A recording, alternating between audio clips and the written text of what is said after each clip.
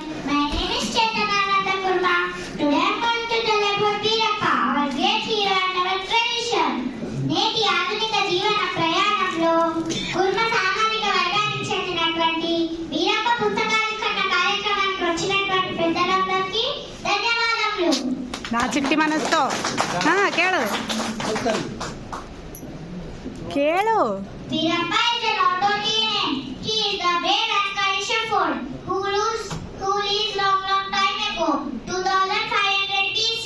He is very special to us because he is the deity of Kurma, Kurva, Kurba and God people.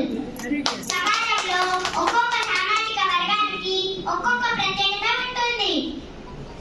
అలాగే అనేక వైవిధ్య సాంస్కృతిక సంపద కలిగిన కుర్మ వంశం మహాభారతంలో కురువంశం నుంచి వచ్చింది. కన్నడలో గొర్రె అంటే కురి అంటే గొర్రె అని, గొర్రెలు కాచే వారిని కుర్మలు అని అంటారు.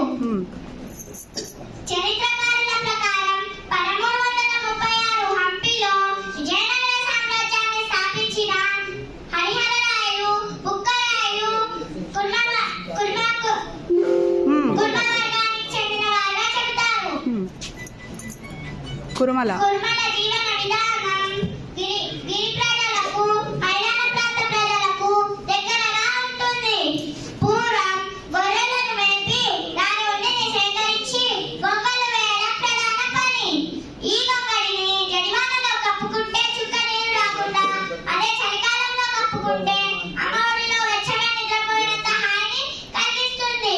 కాలక్రమేణా వస్తున్నటువంటి పరిణామాల వల్ల కుర్మల జీవన విధానంలో మార్పులు వచ్చి అనేక రంగాలలో రాణిస్తున్నారు.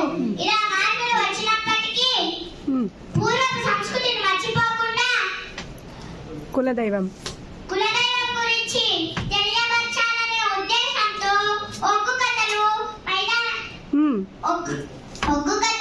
మల్లన్న పండుగలు, వీరప్ప నవళ్లను నిర్వహిస్తున్నారు. కులదైవం మల్లన్న, గ్రామదైవం వీరప్ప వీళ్ళిద్దరూ శివుడి రూపాలే. కాబట్టి వీరప్ప దేవుడి ఆశీస్సులు మనందరిపై ఉండి కుల ఐక్యత, కుల గుర్తింపు, కుల అభివృద్ధి, కుల చైతన్యానికి పాటుపడుతూ నేటి జనాభాలో మనకంటూ మనకంతా అనే అన్ని రకాల హక్కుల కొరకై మన అందరం కలిసి ముందుకు నడవాలని కోరుకుంటూ నాకు అవకాశం ఇచ్చిన పెద్దలందరికీ ధన్యవాదాలు. అమ్మాయికి పాపం